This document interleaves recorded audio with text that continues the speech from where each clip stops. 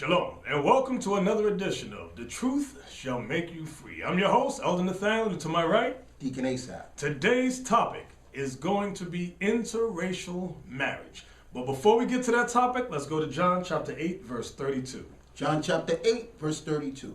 And ye shall know the truth, and the truth shall make you free. So black man, Latin woman, and black woman, if you want the truth, you must humble yourselves and acknowledge that you are the biblical Israelites, okay? From there, let's go to Deuteronomy chapter 7, verse 3 and 4.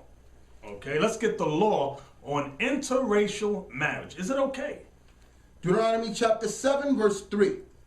Neither shalt thou make marriages with them. Thy daughters thou shalt not give unto his sons, nor his daughter shalt thou take unto thy son. For they will turn away thy son from following me, that they may serve other gods. So will the anger of the Lord be kindled against you and destroy thee suddenly. So do y'all hear the law? You're not to give your sons unto their daughters, nor take their sons for your daughters. No interracial marriage. That's the law of God. But you know what a lot of you do? You search the Bible to justify your wickedness. And you go, what about Moses? Moses married an Ethiopian. Yes, Moses did marry an Ethiopian. And the Most High had mercy and allowed it. Why? Remember, where were the Israelites? In captivity. When Moses killed the Egyptian for smiting his brother, where did he run? He ran and fled to the wilderness in the land of Midian. There were no Israelites there for 40 years. So Moses married a woman and had 2 sons, okay? Then he went what? He went back to get the Israelites and to give the law, not the law. He brought forth the plagues on Pharaoh. So now, you are not Moses, okay? And the Most High told Miriam and Aaron, mind your business, shut the hell up. I allowed Moses to do it, okay? But are you in Moses' situation today? Are your people in captivity in another land and you're someplace else? Huh? No, you're not. You're not in that situation. Then the next set of them go, oh, okay. What about Ruth? What about Ruth the Moabite? That's what you do. Let's read the law. Let's go to Deuteronomy 23 and verse 3. So we read the law already about no interracial marriage. Let's see what God says about the Moabites and Ammonites. Deuteronomy chapter 23, verse 3. An Ammonite or a Moabite shall not enter into the congregation of the Lord. Even to their 10th generation shall they not enter into the congregation of the Lord forever. Now, your question first and foremost may be, how do you know the Ammonites are the Japanese and the Moabites are the Chinese? When you read Genesis, okay, the history of Sodom and Gomorrah, when the Most High destroyed 5 cities, okay, with meteors came down, destroyed the place, okay. You had Lot in a cave with his 2 daughters, okay. Remember, his wife was turned to a pillar of salt. His 2 daughters said, listen, everybody is dead. They thought everybody was wiped out, okay. They said, let's get them drunk. Let's get them drunk. And lay with them. And lay with them, exactly. Thank you. That's what happened. So then, what happens when a daughter has sex with her father and brings forth children?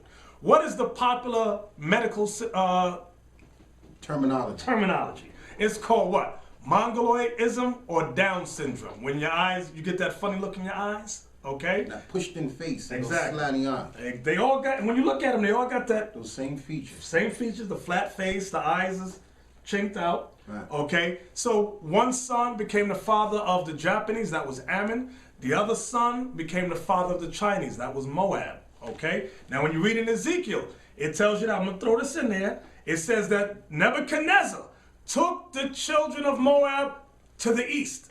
And remember, Babylon was already in the east, so when it said the east, it meant further east. Okay, so that's where you got your Chinese and your Japanese.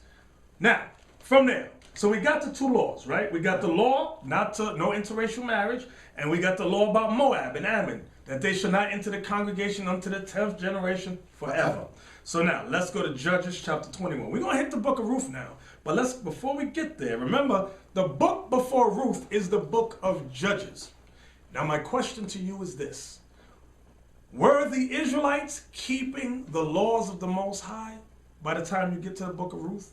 When you read through the book of Judges? Let's read Judges 21, verse 25. Judges chapter 21, verse 25. Watch this. In those days there was no king in Israel.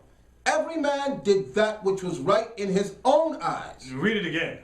In those days there was no king in Israel. Every man did that which was right in his own eyes. Every man did that which was right in his own eyes, not according to the laws of the Most High. So the Israelites were not following the laws of the Most High.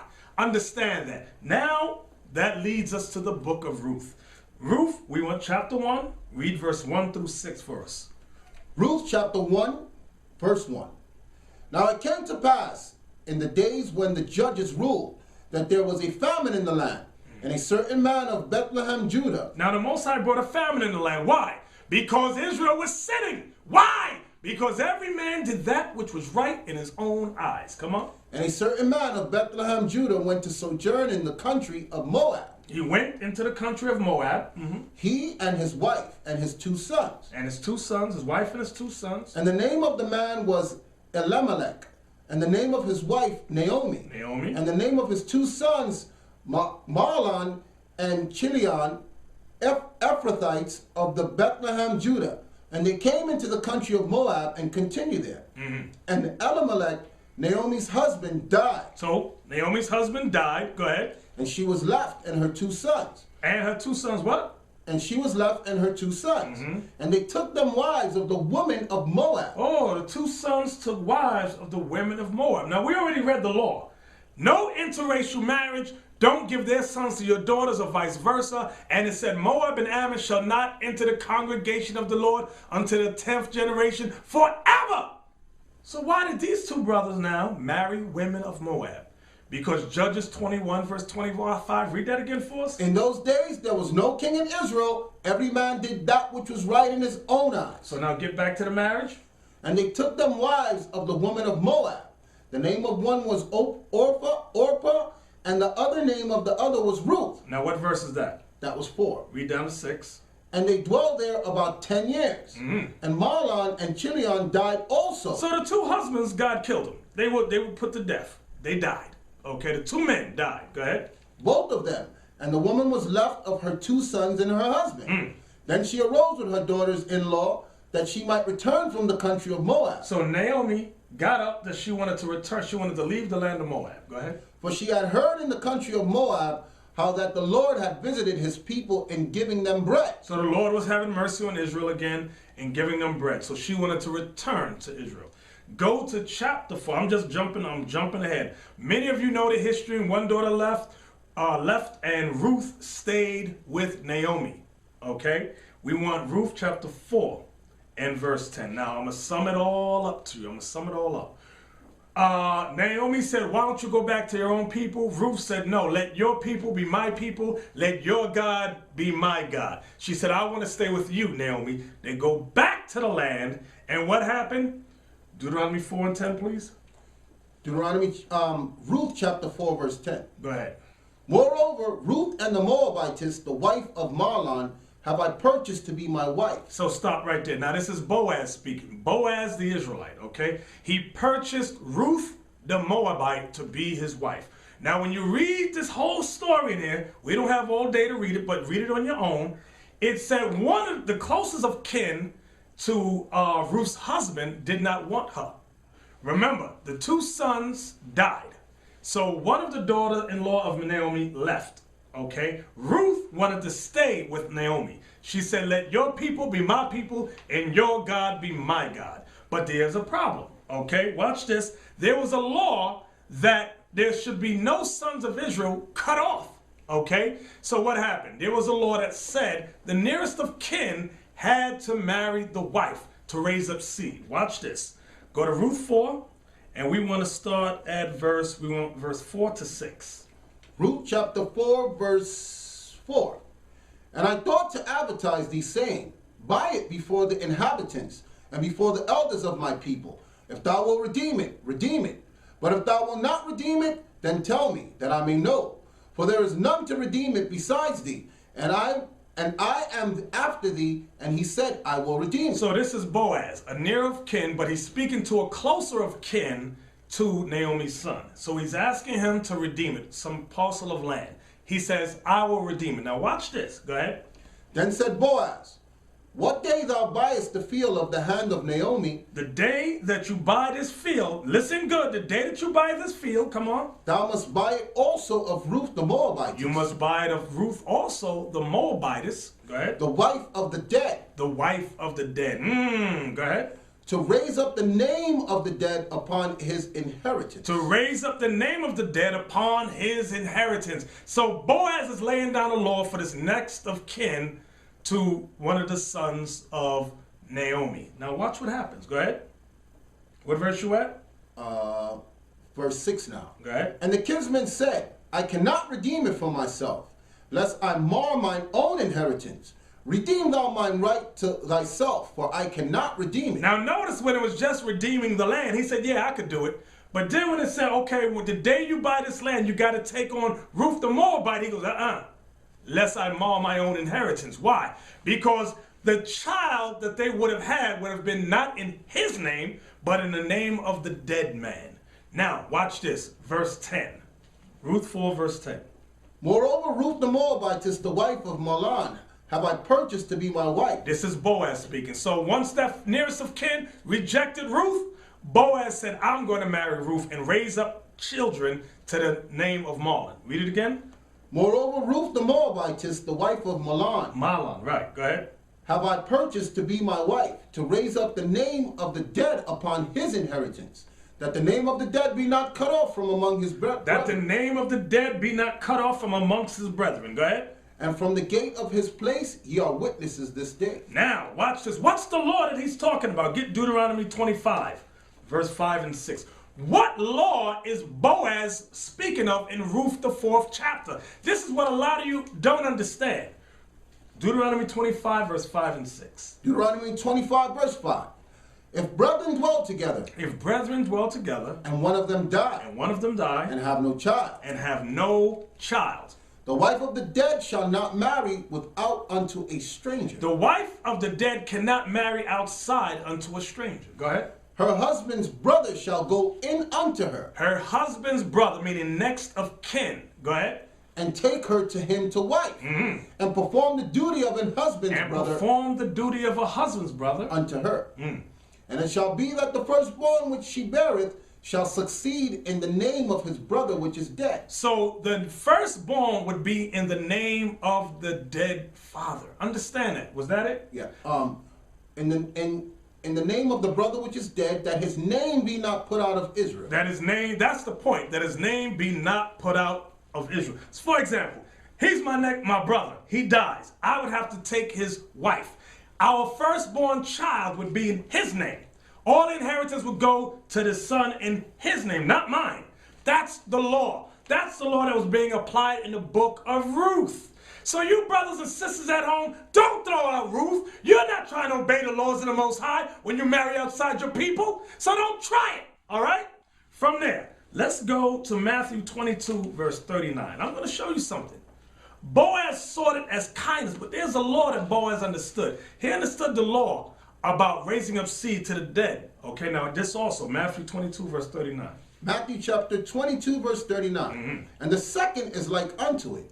Thou shalt love thy neighbor as thyself. You hear that? Thou shalt love thy neighbor as thyself. That's what Boaz was applying, because Boaz respected the laws of the Most High. He said, why should the name of this brother in Israel be cut off?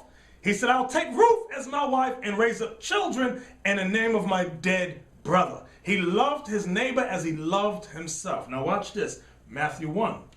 Matthew chapter 1 and verse 5. That's why Ruth and Boaz are mentioned in the genealogy of Christ. Matthew 1 verse 5. Matthew chapter 1, verse 5. And Salmon begat Booz of That's Makkah, Boaz. and Booz begat Obed of Ruth. Begat Obed of Ruth. Was that it in verse 5? That's it. That's why they're mentioned there. Why? Because they applied the law, love thy neighbor as you love yourself. That's why when Christ came, he was always teaching the Israelites, love ye one another. That's something you blacks and Latinos don't do. You black men, you despise each other, just like you Latin men despise each other. From there, let's go to Exodus chapter 12 and verse 38. Exodus chapter 12, verse 38. So for your time of mentioning Ruth to justify yourself is over, okay? Exodus 12, 38. Exodus chapter 12, verse 38. And a mixed multitude went up also with them, and the flocks and the herds, even very much cattle. And they baked unleavened cakes of dough, which they brought forth out of Egypt. That was 38? It's 39 now. So now, what happened? Read 38 again. All I want is 38. Verse 38. And a mixed multitude went up also with them, and the flocks and the herds, and even very much cattle. So now, when the Most High delivered the 12 tribes of Israel, a mixed multitude of nations ran out behind the Israelites. We leaving Egypt too. We leaving with y'all. But why do I want to go there? Because you're going to meet a lot of, I call them Christian covered Israelites. That's what I call them. Because you got a lot of Yeshuite Israelites who love that mixed multitude. And you'll find these Israelite congregations with multitudes of white women and white men. And they're all interracial, married to each other up in there. And they go see the mixed multitude. These Israelites who hate themselves and hate their people will search the scriptures to break the Most High's laws. Now watch this. Deuteronomy 28, verse 43. Deuteronomy 28 and verse 43. The mixed multitude ran out behind the Israelites. Watch this. Deuteronomy chapter 28, verse 43. The stranger that is within thee shall get up above thee very high, and thou shalt come down very low. You hear what the law said? What the prophecy is for the Israelites? This is Deuteronomy 28. Now read verse 15 for us, please. Deuteronomy 28, verse 15. I'm bringing this back to your memory. But it shall come to pass, if thou wilt not hearken unto the voice of the Lord thy God, to observe to do all his commandments and his statutes which I command thee this day, that all these curses shall come upon thee and overtake thee. If you don't hearken to the Lord your God and obey all these commandments, then all these curses will come upon you and overtake you. Verse 43 now. Let's see about the strangers. Remember, the mixed multitude of strangers ran out behind us? This is what God says to us. Verse 43. The stranger that is within thee shall get up above thee very high. Who is the stranger that was within us? The strange nations that ran up behind us in Exodus 12, verse 38. Read it again. The stranger that is within thee shall get up above thee very high. So what does the Lord say? He says, you Israelites, if you break my laws, you see those strange nations amongst you that ran out behind you in Egypt, from Egypt?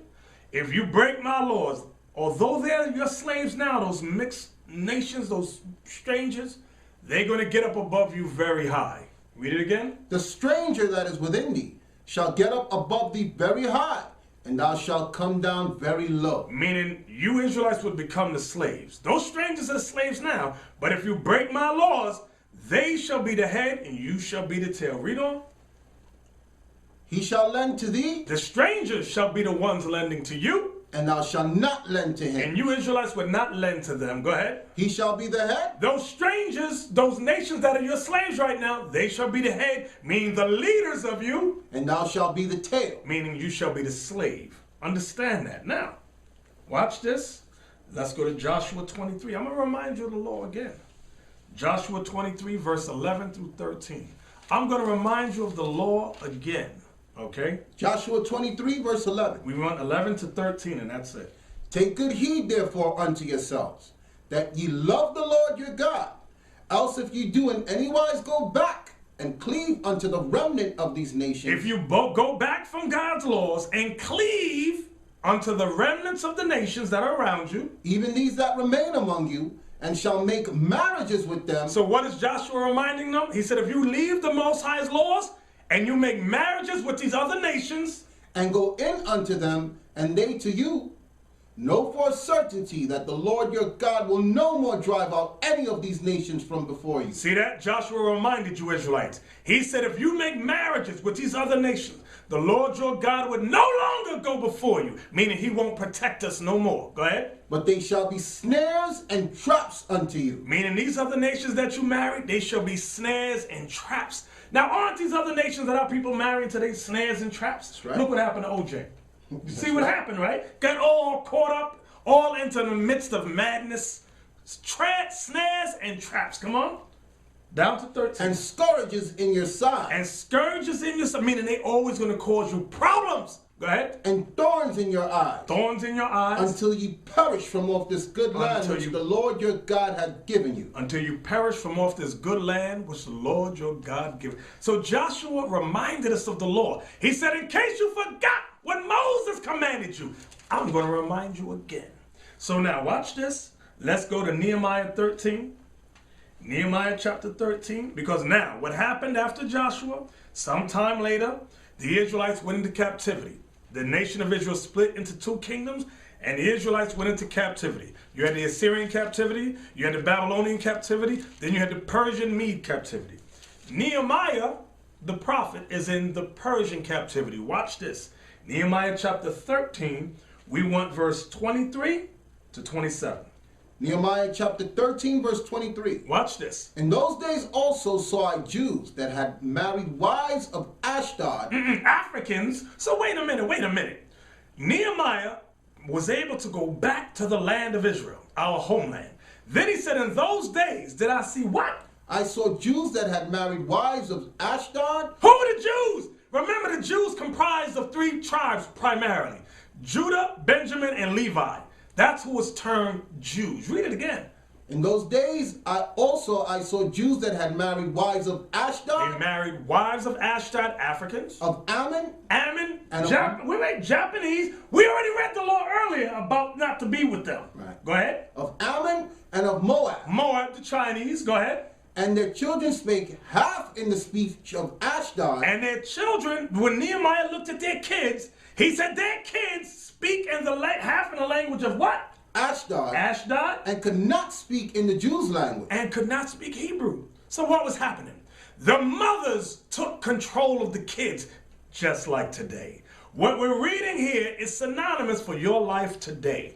The mothers are the ones raising the kids. So at that time, the mothers didn't raise their kids in the laws of the Most High. The mothers were women of other nations. The mothers raised them in their language. The mothers taught them their gods. Read it again.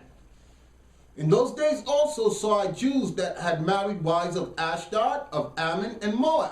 And their children spake half in the speech of Ashdod, and could not speak in the Jews' languages, but according to the language of each people. But according to the language of each people, whether it was Ammon or Moab, come on. And I contended with them. Come on. And cursed them. And what? And cursed them. Ooh, he cursed those Israelites that did that. Come on. And smote certain of them. And he smacked some of them upside the head. And plucked off their hair. And made them swear by God, saying. And made them swear by the Most High God and say what? You shall not give your daughters unto their sons. So he's quoting the law to them. He said, you shall not give your daughters unto their sons. Come on. Ye shall not give your daughters unto their sons, nor take their daughters unto your sons. And don't take their daughters unto your sons. For yourselves. Did not King Solomon... Wait. Read this part slow. Did not Solomon, king of Israel, sin by these? Did not King Solomon sin by these things? Meaning, didn't Solomon do the same thing? And it's called what? Read that again. I want you to stress that word. Did not Solomon, king of Israel, sin by these things? It's a sin. It's a sin. Meaning you're breaking God's laws when you marry people of other nations. Come on. Yet among many nations was there no king like him, who was beloved of his God, and God made him king over all Israel. Nevertheless, although Solomon was loved by the Most High, had all wisdom, it said, nevertheless, even him did outlandish women cause to sin. Even him did outlandish women, wicked women of other nations, cause Solomon to sin. You read down to 27? Verse 27. Shall we then hearken unto you to do all this great evil? Shall we then hearken unto you, Nehemiah says, to do this what? Great what? This great evil? Evil. Do you hear what the Bible calls interracial marriage? Evil! Evil! And sin! Sin! Oh, you never read this in church. Was that it? No. Shall we then hearken unto you to do all this great evil, to transgress against our God in marrying strange wives? So now, watch this. Let's go to the book of Ezra. E-Z-R-A. Ezra should be before Nehemiah, somewhere around there. Okay? Ezra chapter 10. We're going to get a little more in-depth in this history now. Because we're reading, what are we reading? The Bible. Your ministers never read this to you. Ezra chapter 10, we want verse 7 through 19. Ezra chapter 10, verse 7. And they made proclamation throughout Judah and Jerusalem unto all the children of the captivity, that they should gather themselves together unto Jerusalem. Now remember, Ezra also lived during the time of Nehemiah. This was during the Persian Mede captivity. Come on. And that whosoever would not come within 3 days, according to the counsel of the princes. So they made a proclamation. They said, we want all the Jewry, Judah, Benjamin, and Levi, and you scattered remnants, you got to come up to council. And whoever would not come up in 3 days, come on. According to the counsel of the princes and the elders, all his substance should be forfeited. He said, whatever land you got, this is Ezra, the high priest. Ezra said, whatever land you got, whatever you own shall be forfeited you if you don't come up to council. Come on. And himself separated from the congregation. And yourself shall be separated, meaning put out, banished. Go ahead. Of those that had been carried away. Come on. Then all the men of Judah and Benjamin gathered themselves together unto Jerusalem within 3 days. In 3 days, Judah and Benjamin gathered themselves together. It was the 9th month, on the 20th day of the month. It was the 9th month, on what day? On the 20th day of the month. Come on. And all the people sat in the street in the house of God, trembling because of this matter, and for the great rain. So it was raining, and all the people were trembling because of this great matter. Come on. And Ezra the priest stood up and said unto them, Ye have transgressed, and have taken strange wives. So now you see what the council's about. Read that part again. Ye have transgressed. Meaning you have sinned. By what? Have taken strange wives, to increase the trespass of Israel. Ezra's letting them know the Most High gave us mercy to allow us to come back to our homeland. And you men, you've transgressed the laws of God by marrying these women of other nations. Come on. And Ezra the priest stood up and said unto them, Ye have transgressed and have taken strange wives to increase the trespass of Israel. Now therefore make confession unto the Lord God of your fathers, and do his pleasure, and separate yourselves from the people of the land. And what? And separate yourselves from the people of the land. Separate yourselves from the people of the land. Do you hear the law? Separate yourselves from the people of the land. Hold that. I want you to hold that real quick. No, I'll get the verse later. Keep going. Keep going. And from strange wives. So you Israelites that's in these other Israelite camps, and you're walking in these camps and saying, whoa, they all married to these other nations. Get out of there. If those Israelite leaders can't repent, leave those congregations. Why? Because it's sin. It's transgression of the Most High's laws. Come on. We went down to 19, remember. Verse 12. Then all the congregation answered and said with a loud voice, As thou hast said, so must we do. Hear what all the congregation, they said, as thou hast said, we shall do. Because what Ezra proclaimed, did he make it up out of his own mind? No, it was based upon the laws of God. He read them the law. And the people said, we will obey the laws of God. Come on. Verse 13. But the people are many, and it is a time of much rain, and we are not able to stand without. Neither is this a work of 1 day or 2. So they said the people are many, and the rain is heavy. We can't do this in one day. Go ahead, read it again. But the people are many, and it is a time of much rain, and we are not able to stand without. Neither is this a work of 1 day or 2, for we are many that have transgressed in this thing. It said many of us have transgressed in this thing. Come on. Let now all rulers of the congregation stand, and let all them which have taken strange wives in our cities come at appointed times, and with them elders of every city and the judges thereof, until the fierce wrath of our God for this matter be turned from us. So they knew judgment was coming. They wanted the fierce anger of God to turn from them. So if you want the judgment of God to turn from you, repent. That's what this is showing us. We must repent. What verse was that? That was verse 14. We're going down to 19. Go ahead. Only Jonathan, the son of Asahel, and Jahaziah, the son of Tikvah, were employed about this matter. And Meshullam and Shabbethiah, the Levite, helped them. And the children of captivity did so. Come on. And Ezra the priest, with certain of the chief of the fathers after the house of their father, and all them by their names were separated, and sat down in the first day of the 10th month to examine the matter. So now this is the first day of the 10th month. Come on. And they made an end with all the men that had taken strange wives by the first day of the first month. So by this time they made an end of all the matters regarding the men who had taken wives of other nations. Come on. That was 17. Down to 19. Go ahead. And among the sons of the priests were found that had taken strange wives, namely of the sons of Jeshua, the son of Jozadak, and his brethren Maaseiah. So now they're revealing even the priests, the Levites, had sinned in this matter. Go ahead. And Eleazar and Jarib and Gedaliah, and they gave their hand that they would put away their wives. And they being guilty, they offered a ram of the flock for their trespass. And they being what? Guilty, they offered a ram of the flock for their trespass. So do you hear this? Do you hear the law and the history? So now here we are. In the United States of America, our last captivity. And many of you are guilty of the same sins our forefathers was doing. When will you repent? When will you make up your mind and say, I must repent? I must put away these women of the other nations. Huh? When will you do that? From there, let's go to Malachi chapter 2. The book of Malachi chapter 2. I'm showing you that the Most High God is against interracial marriage. Malachi 2, all we want is 2 verses. Verse 11 and 12. Malachi chapter 2 verse 11. Listen good.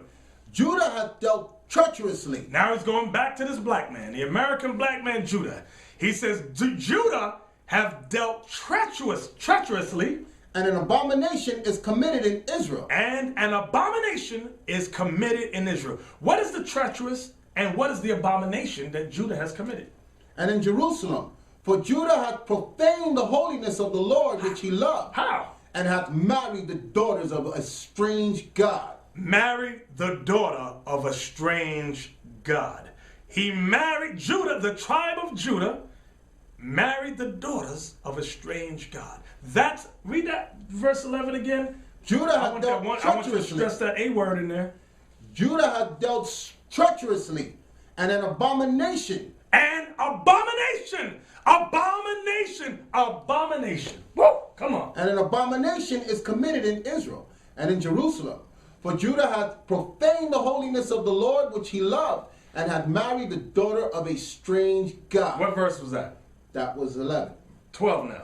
The Lord will cut off the man that doeth. Wait, read that again. The Lord will cut off the man that doeth. Read that again. The Lord will cut off the man that doeth. The Lord will cut off the man that doeth this. You hear what the Bible says? This ain't our words, brothers. This ain't how we feel. This is what the Bible says. Our job is to tell you and teach you what thus saith the Lord, because your ministers have not taught you nothing. Come on. The Lord will cut off the man that doeth this, the master and the scholar. The master and the scholar. Why is he saying the master and the scholar? Because a lot of you so-called Negroes, you become masters and scholars in society, and you become uppity.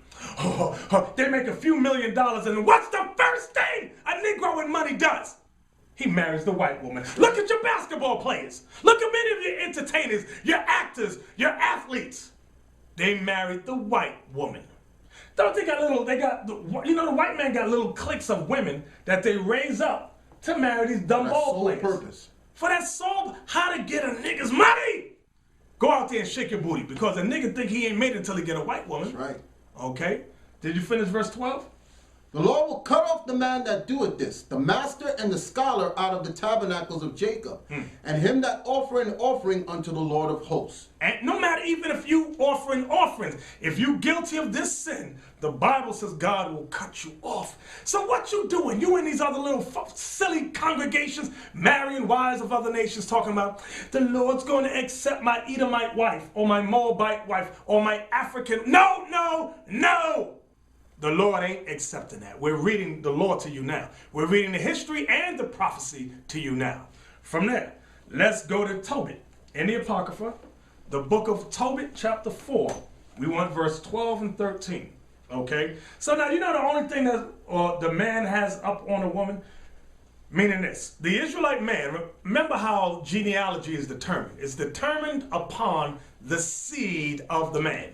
Meaning this. If a black man or Latin man who's an Israelite has a child with a woman of another nation, yeah, the children are Israelites. The children are Israelites. For example, Ruth the Moabite, remember, it said Ruth and Boaz had a child that was raised up until Mahlon, right? And that's the genealogy where Christ came through. You got these Israelites that say, the Lord ain't dealing with you if you have mixed parents. Shut up. You Israelites that say that stupidity, just be quiet.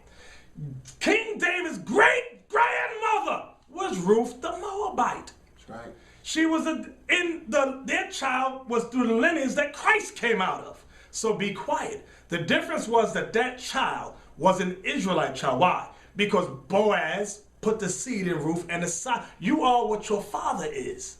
Understand that. I don't want you to be confused. You are, so I'm going to say it again. You are what your father is. You are not what your mother is. See, they're following a so-called white man. Science. Right. Remember, Right. no, you can get an orange seed and put it any place all over the earth. What kind of tree is going to grow up? An orange tree. Right. Whether it's an apple seed, whatever the seed is, that's what the tree is going to become. So the man puts the seed in the woman. So whatever that man is, that's what that child shall be. Some of you better thank the Lord your father was Negro. A lot of you are ashamed. Huh? Oh, my father is black. You better thank the Most High God. Because if your father's any other race, you finished. And then growing up, you hear those that they're so excited that they're mixed. I'm half this, I'm half Right. that. There's no mixing with the Most High. Thank you. It's Exactly. what the seed of your father is. There's no such thing as mixed with God. Exactly. Because that means David was half Chinese. No, David Right. wasn't half Chinese. David wasn't half Moabite. There's no halvesies in the Bible. Exactly. You are what your father is. Now, Tobit 4, we want Tobit 4, before I forget the thought, verse 12 and 13. Because remember, we got to talk about the woman next. Go ahead. Tobit chapter 4, verse 12. Beware of all whoredom, my son, Beware of all whoredom. What's he talking about whoredom? What's this? Go ahead. and chiefly take a wife of the seed of thy father. Take a wife of what? Of the seed of thy father. Of the seed of thy fathers. Come on.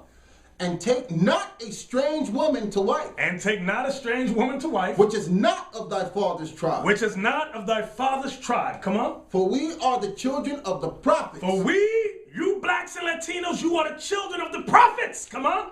Noah, Abraham, Isaac, and Jacob. Noah, Abraham, Isaac, and Jacob. Go ahead. Remember, my son, that our fathers from the beginning, even that they all married wives of their own kindred. They married wives of their own kids. This was even before Noah, Abraham, Isaac, and Jacob was before Israel became a nation. But they married women of their own kinsfolk. Go ahead. And were all blessed in their children, and their seed shall inherit the land. Their seed shall inherit the land. Watch this. Now therefore, my son, Watch it. love thy brethren, Love your brethren. That's what a lot of our people don't do.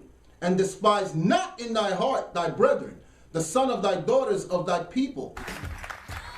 Writer-producer Theron Cal says he's on a mission to help black folks. He says black folks are filled with self-hate. Melody Cochran is the daughter of the famed attorney Johnny L. Cochran. Her lifestyle includes relationships and activities that, according to Theron, makes her a sellout. Please welcome Theron Cal and Melody Cochran. Now that is like a very aggressive statement to start off with you. Do you know this woman to call her a sellout? No, I've never met her. What I've is never a met her. sellout? So why is My definition of a sellout is somebody who's black, who's harming or hurting other blacks, and someone who's black who dates and or marries non-blacks. So what category does Melody fall under for you to call her a sellout? Well, I don't know, but if she's dating outside of her race, then she would fall into category number 2. Okay, but I guess the question I'm asking is, apparently from the information we got, you feel the lifestyle that she is participating in makes her a sellout. Absolutely. So I'm trying to get to the point of what about her lifestyle have you categorized as selling out? Usually when somebody sells out in terms of dating, interracial dating, usually what's going on is there's 3 things that go on. 1, they don't like being black. 2, they're not too comfortable with themselves. Now, is this your own opinion, or how did And you get? 3, they basically would prefer white culture. Okay. Okay. So what do you base this on? Is this your own personal? This is the research. You know, in doing the Sellout Diaries, we did a lot of research. We talked to a lot of people. I've been on this planet for 30-some-odd years, and I mean, it's common sense. I mean, people avoid what they don't like. They gravitate towards what they like. You're right. So we don't go out and you know, eat things we don't like. We don't hang around people we don't like. And when you choose to exclusively date outside of your race, I mean, you don't have to do an extensive study to figure out what's going on. She's avoiding black men because she doesn't like them. I mean, we can be honest. Now, Theron, what if you like a little variety? That's okay. You can sell out and then come back home, and that's all. We don't have a problem with that. So is this only for black culture or for all? Okay. With dating outside of my race. Okay, would you tell the truth? You don't like black people. You don't like black men. Just tell the truth. It's okay. Nothing wrong with it. But wouldn't you date black men if you liked them? Read that part again. And despise not in thy heart thy brethren, the sons and daughters of thy people, and not taking a wife of them. For in the pride is destruction and much trouble, and in lewdness is decay and great want. For lewdness is the mother of famine. So you hear that? It says, don't despise your people in not marrying one of them. So what is the Bible saying when you marry outside your race? You hate your people. Nicole Marchand is celebrating another birthday. At 31, she's accomplished a lot. She's a prosecuting attorney and running for state court judge. It'll be a $500 fine. Nicole isn't the kind of woman you'd find standing by on the sidelines of life. But you would find her here, at the Georgia Dome, cheering on the Atlanta Falcons. You've heard of a man's man. Nicole is the quintessential man's woman. She appears to have it all, and yet she's still single. 42% of black women have never been married. That's double the number of never married white women. We broached this serious dilemma with comedian turned relationship guru Steve Harvey, author of the book Act Like a Lady, Think Like a Man. There are still a lot of good men out there who are being overlooked. Harvey says black women don't have to settle, but may need to compromise. You a corporate exec? Does he have to be a corporate exec? You make $150,000 a year. He has to make $150,000 or above? That's your requirement? Like many black men, she's also open to dating outside her race. In fact, in the past decade, the number of black women entering interracial marriage has more than doubled. I just feel that there's a lot of taboo associated with dating black women because I don't think that they're necessarily going to want to take us home to see mama. You hate your people because a lot of you hate yourselves. A lot of you black women too. You know what they say? Well, there's no black people in my circle. Then you better change your circle of friends. Fine, you go to work, you got all the other nations around you, but you better go home to your people. You better go home to your people and marry a son or daughter of your people. You got basketball players where there's no black women around from you lying black men. A bunch of liars that you are. You married a white woman because you hate yourself. You got low self-esteem. You feel you ain't made it unless you got the white woman on your arm. Okay? That's how you feel. That's what you think. And the Bible proves it. God says you despise your people when you marry somebody outside your race. Melody says she doesn't date black men because, in her words, they're cheap, and they're always making excuses for why they can't succeed. Melody also says, I think I'd rather stick pins in my eyes than date a black man. I think they're cheap. They call you up on the phone. Even if I see like a cute black guy, I give him my phone number. He calls me, and he just wants to talk. He talks, never say, you know, let's go out or let's do this. It's just talk till my face is blue. I'm like, I don't want to talk. I could be doing something else. Then if they do want to take you out, if you go out, it's barbecues or something tacky. What do they tell you about black women? They say that they're greedy, that sort of like her, how she is. I'm not greedy. I work 6 days a week. I have my own business, okay? Right. I just have a higher standard than what they're willing to give. When they get to the high level, they get a white woman. All I have are the scraps. I don't want them. Okay? From there, let's go to Nehemiah chapter 9 in the Bible. Nehemiah chapter 9. I'm going back to the issue on the strangers because you got these little funky little Israelite congregations popping up, and I got the white woman, brother. I'm going to show you what the law says again in case you forgot. Nehemiah chapter 9, verse 2. Nehemiah chapter 9, verse 2. And the seed of Israel separated themselves from all strangers. And the seed of Israel, meaning all the children of Israel, what? Separated themselves from all strangers. Separated themselves from all strangers. Separated themselves from all strangers. You know it's going to be a sad day. A sad day when you realize that this Bible is a true book. This Bible is the only true book. I'm going to show you something. Habakkuk 2. Go to Habakkuk 2, verse 5 through 9. Okay? Habakkuk 2, 5 through 9. Okay? Watch this. Okay? Because a lot of you get in this thing, you just want to marry all the other nations. Some of you are a rainbow coalition. Habakkuk 2, 5 through 9. Habakkuk chapter 2, verse 5. Yea, also, because he transgressed by wine. This he that transgresses by wine is the so-called white man of the United States of America. We've gone over it in other topics, so search those topics, but keep going. Yea, also because he transgressed by wine. Now the wine that he transgresses by is his lies. His political lies, his political agenda, his constitution. For example, they allow you in the Constitution, you have certain inalienable rights. You can go out and marry whoever you want. Go ahead. He is a proud man, neither keepeth at home. But this man doesn't keep at home. Go ahead. Who enlargeth his desire as hell. He enlarges his desire as hell. Go ahead. And is as death. This man, wherever his policies go, his democracy, it's as death. His Christianity is as death. Go ahead. And cannot be satisfied. This man can't be satisfied with his political agendas. Go ahead. Gathereth unto him all nations, and heapeth unto him all people. This is the proof that this is talking about the United States of America. Read that part again, that precept. But gathereth unto him all nations. He gathereth unto him all nations. And heapeth unto him all people. And heapeth unto him all peoples. What nation is this talking about? The United States of America has all nations here. This ain't talking about Iraq. This ain't talking about Kuwait. This is talking about the United States of America. Read on. Shall not all these take up a parable against him? All the nations that are here shall take up a parable against this man. And a taunting proverb against him, and say, what are they going to say? Woe to him that increases that which is not his. Because America increases their political agenda by taking down many nations. He increases that which is not his. Come on. How long? How long?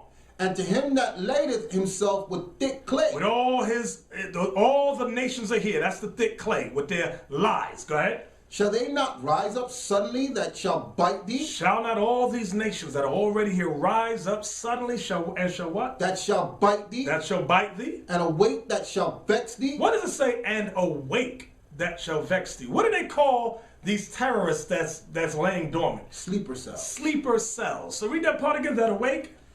Shall they not rise up suddenly that shall bite thee? Here it comes. And awake that shall vex thee. And awake. And awake. Why are they going to awake and vex them? Because they're sleeper cells here. Come on. And thou shalt be for booties unto them. They're going to take this place down. What verse was that? That was 7. Go ahead, down to 9. Because thou hast spoiled many nations. Because America has spoiled many nations. All the remnant of the people shall spoil thee. All the remnant of the nations shall spoil thee. Go ahead. Because of men's blood. Why? Because of men's blood. Because America's done much wickedness to the nations of this world. Go ahead. And for the violence of the land. And the violence of the land. They've done violence here to many of the nations. The American Indian owned this place first. The tribe of Gad, the tribe of Reuben, the tribe of Issachar. America did much violence to them. Go ahead, what verse is that? And for the violence of the land, of the city, and of all that dwell therein. What verse was that? That was 8. Read down to 9. Woe to him that coveteth an evil covetousness to his house, that he may set his nest on high. Woe unto him that read that part again. That coveteth an evil covetousness. That coveteth an evil covetousness. To set his house, that he may set his nest on high. That he may set his nest on high. That's talking about when they set their nest on the moon. That's the high it's talking about. Why is it saying nest? Because when America landed on the moon, they said the eagle has landed. Was that it in 9? That he may be delivered from the power of evil. That he may be delivered from the power of evil, meaning the return of Christ who's coming with destruction. From there, Revelation 18, 1 through 5. Revelation 18. I'm going to show you it's saying the same thing. Revelation 18. Revelation 18. Revelation chapter 18, verse 1. And after these things I saw another angel come down from heaven, having great power, and the earth was lightened with his glory. Come on. And he cried mightily with a strong voice, saying, Babylon the Great is fallen. So John sees in a vision that Babylon the Great, which is the United States of America, is fallen. Go ahead. It's fallen, and has become the habitation of devils. Because when this place is destroyed, John sees in a vision that this place becomes a habitation of devils. Just like Isaiah 34 says. Go ahead. And the hold of every foul spirit, and a cage of every unclean and hateful Because bird. only the owls and the ravens and the vultures are going to inhabit this place. Go ahead. For all nations have drunk of the wine of the wrath of her fornication. So how do you know this is talking about America? Read that part again. For all nations have drunk of the wine of the wrath of her fornication. For all nations have drunk of the wine of her wrath. Her wine, America's wine, is their politics, their religions. All nations take part in one or the other. Read that part again. For all nations have drunk of the wine of the wrath of her fornication. So what nation are all nations following? Are all nations following China? No. Are all nations following Africa? No. Are all nations following Kuwait? No. All nations are following the United States of America. People dying to get in this country. Exactly. They gotta close the borders up. Exactly. Come on. For all nations have drunk of the wine of the wrath of her fornication, and the kings of the earth have committed fornication with her. Meaning all the kings of the earth have joined they've politically joined or religiously joined with America. Go ahead. And the merchants of the earth are waxed rich through the abundance of her delicacies. So all the nations that do buying and trading with America have become rich. Come on. And I heard another voice from heaven saying, watch this. Come out of her, my people. This is the proof that the Israelites are slaves in America. Read it again. And I heard another voice from heaven saying, Come out of her, my people. So come out of her, my people. Come out of her, my people. So God's people are captive in the United States of America, called Babylon the Great. Come on. Come out of her, my people, that ye be not partakers of her sins. That you be not partakers of her sins. So God wants us to come out mentally, come out spiritually. That's what he's talking about. Don't take part in the sins that are taking place here in America. Come on. And that you receive not of her plague. Because if you take part in the sins of America, you shall receive of the plagues of America. What verse was that? Verse 4. Come on. For her sins have reached unto heaven. For the sins of America have reached unto heaven. Remember, 1969, America did what? They claimed the moon for theirs. That's saying the same thing Habakkuk chapter 2 said that we just read in verse 9. So read it again. For her sins have reached unto heaven, and God hath remembered her iniquities. And God has remembered her iniquities. That was down to 5? That was 5. Now watch this. Go back now to Nehemiah chapter 9 and verse 2. No, I'm sorry, Isaiah 13. Isaiah 13, verse 12. How could I forget this? This is going to follow up with Habakkuk 2, Revelation 18. Now we're in Isaiah 13. We want 12 to 16. Isaiah chapter 13, verse 12. Now you might have thought, oh man, did he change the topic? No, we're still dealing with interracial marriage. Remember, it said all nations are here. So now it says, come out from amongst them, right? That you be not partakers in their sins. You're not meant to join in their religions, their politics, and you're definitely not supposed to be marrying these people of other nations. Now watch this. Isaiah 13, verse 12. Isaiah chapter 13, verse 12. We're reading 12 to 16. I will make a man more precious than fine gold. So God says he will make a man more precious than fine gold. So your black boys and Latin boys, God promised, he shall make them more precious than fine gold. Watch this. Even a man than the golden wedge of Ophir. Come on. Therefore I will shake the heavens, and the earth shall remove out of her place. So God will shake the heavens, and the earth shall remove out of her place. What is that talking about? Thermonuclear destruction when Christ makes his second coming. Come on. And the wrath of the Lord's hosts, and in the day of his fierce anger. Come on. And it shall be as a chaste roe. And it shall be as a chaste roe. The it here is talking about the Babylonians. Not the ancient Babylonians, which were the Ethiopians, but the people of Babylon the Great. Who are the people of Babylon the Great? The so-called white man, Edom. And it, read it again. And it shall be as a chaste roe. So the so-called white man is going to be like a chaste roe, which is a chaste deer. Go ahead. And as a sheep that no man taketh up. And in this day, no man's going to take up this man. No man's going to try to protect this man. Listen good to what the prophecy says. Watch this. They shall every man turn to his own people. The prophecy is, when the day of this destruction, every man shall turn to his own people. Every man shall turn to his own people. Go ahead. Now, why is that important? Because we read that in this place, it's a mixture of all nations. You have all people and nations and kindreds here. The prophecy, read that again.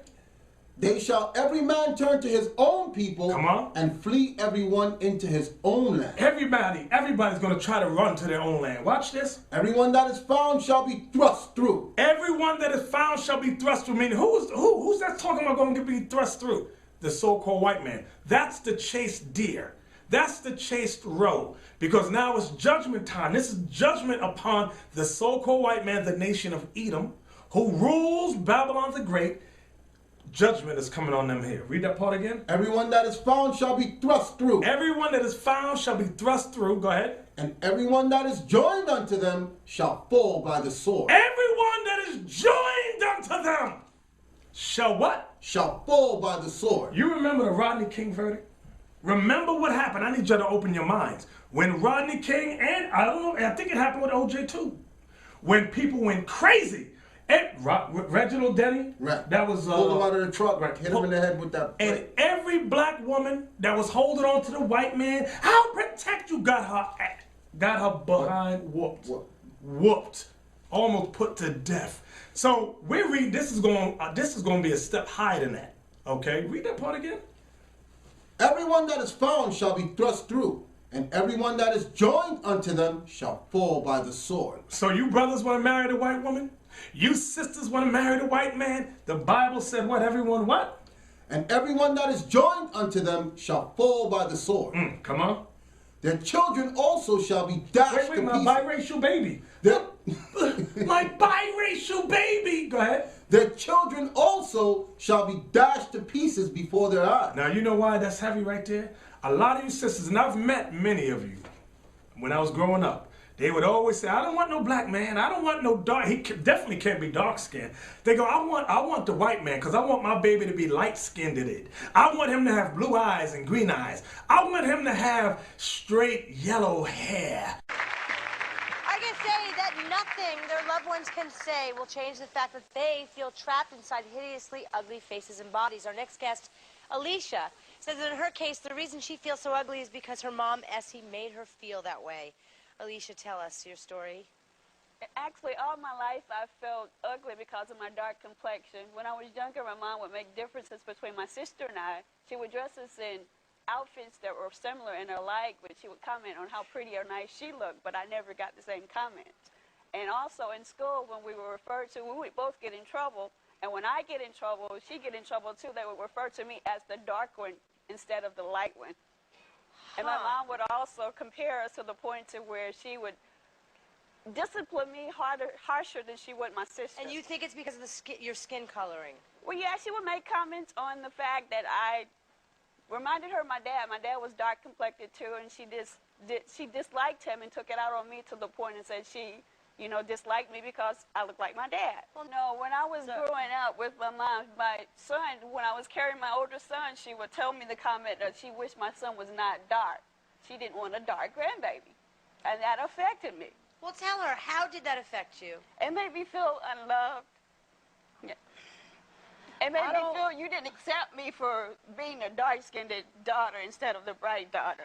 But do you realize, Mom, that she would rub her face with a scouring pad to try to lighten her skin? No. You didn't know that? No. Lauren, you have a theory on this. Yes, well, this stems from some very deep-rooted issues in the African-American culture and community. It stems from slavery. They're all going, Yeah, it is.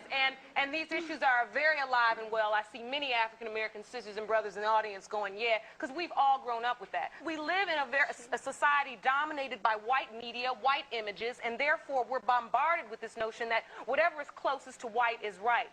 That's what a lot of you sisters have said. And I grew up listening to your evil speech. But you know what? The Most High is going to get the last laugh. And you know what's the only difference between you and the black man, black woman?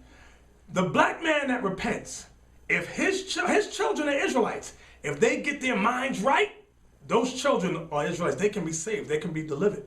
But there's something different with you, black woman. Your children is not going to be the seed of Israel. Your children, black woman, will be the seed of the white man.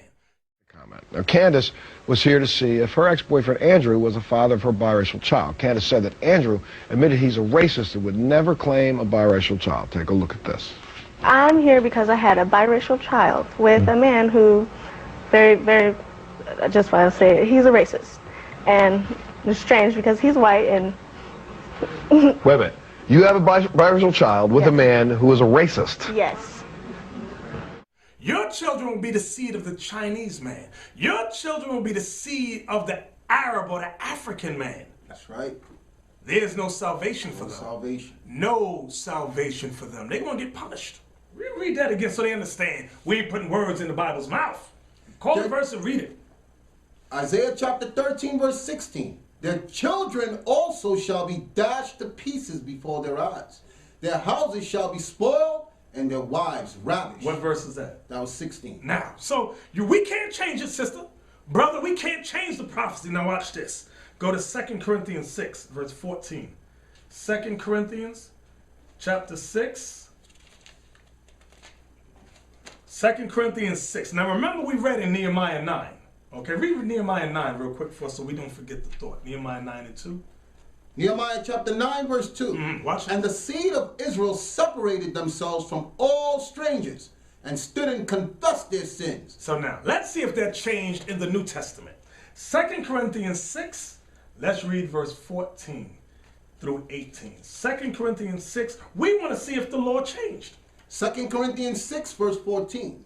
Be ye not unequally yoked together with unbelievers. Be not unequally yoked together with unbelievers. Go ahead. For what fellowship hath righteousness with unrighteousness? What fellowship hath righteousness with unrighteousness? And what communion hath light with darkness? Come on.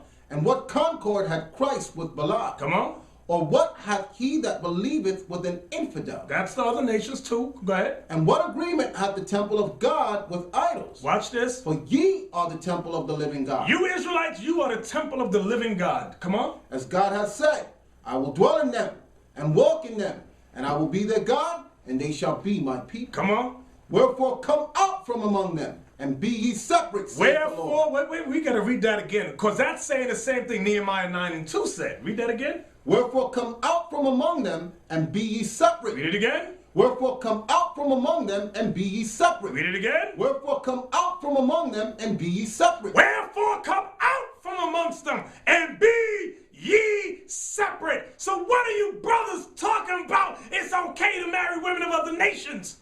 What Bible are you reading? And you black women, are you just crazy? Y'all just sitting around waiting for death to come your way, because that's the prophecy that's going to come.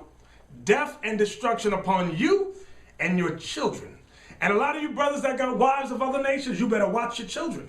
Because a lot of times the wives are the ones that raise up these little kids you got. And your white wife or your Chinese wife is the one filling their head with foolishness. Like Tiger Woods' mom filled his mind with Buddhism. Okay? He's talking about, well, if I had just remained being a Buddhist, I wouldn't be in a sex scandal. Oh, yes, you would. That's why the law said there would be snares and traps amongst you. The Most High know what he's talking about. The Most High knows what he created of all the nations. You think God didn't know what he meant? Watch this. Deuteronomy 32 and 7, I think it is. Watch this. Deuteronomy 32 and 7. Read that quick. I think that's it about the Most High, the nations. 32 and 7. Come on. Deuteronomy chapter 32, verse 7. Remember the days of old. Consider the years of many generations.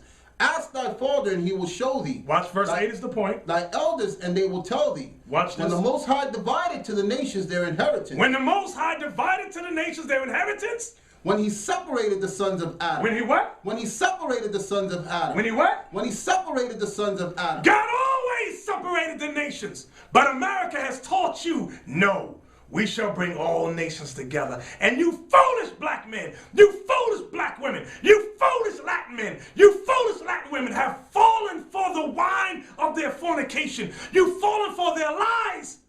And said, I can marry any nation I want to marry. And you've disregarded your creator. You've disregarded the one true God and his son, Jesus the Christ. Back to Corinthians now. Back to Corinthians. So you see, there's no private interpretation. We're going precept upon precept upon precept, showing you the Bible has not changed. You've changed. You've been manipulated. You've been deceived. What verse you at? Verse 17. Call the whole thing? 2 Corinthians 6, verse 17. Come on. Wherefore come out from among them, and be ye separate. Wherefore come out from amongst them and be ye separate. Where are we reading? The New Testament. Come on. Wherefore come out from among them, and be ye separate, saith the Lord, and touch not the unclean thing. Touch not the unclean thing means what? Don't be partakers in the sins of America. Don't be partakers in their lies here, their religious lies, their political lies, talking about, I can marry whoever I want, and I can celebrate their holidays. God bless us all. Everyone, that's a lie. That's a lie. Come on. And touch not the unclean thing, and I will receive you. So the only way God's going to receive you is if you touch not the unclean thing. Don't touch their political lies, their religious lies. Don't fall for the lies in their constitution. The Bible is your constitution. This is your book, black man and Latin man. This is your constitution. Believe it and repent, okay? So with that, brothers and sisters, we can't keep this telecast going on without you. We need your financial help. We need your donations. And for more information, visit our website at www.israelunite.org. And with that, brothers and sisters, we give all praises to the Most High and His Son, Jesus Christ, and we say, Shalom. Shalom, Israel. For a copy of this show and all other shows, please visit our website at originalroyalty.com.